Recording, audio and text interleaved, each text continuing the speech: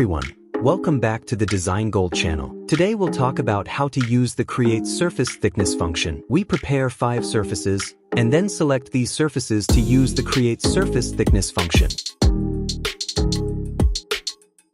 We adjust the values on the joystick, such as the edge curvature, offset value, thickness, and other parameters.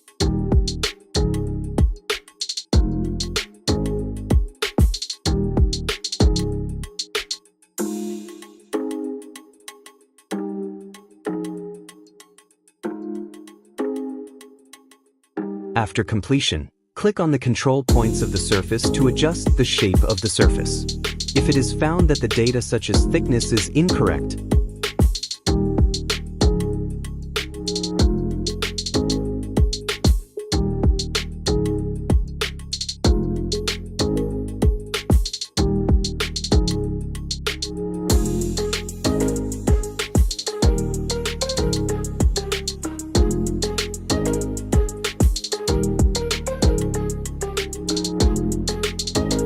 it can be edited again. In this way, we can quickly design the petals, and the object it creates is a single surface, so we will have more and more convenient space for adjustment.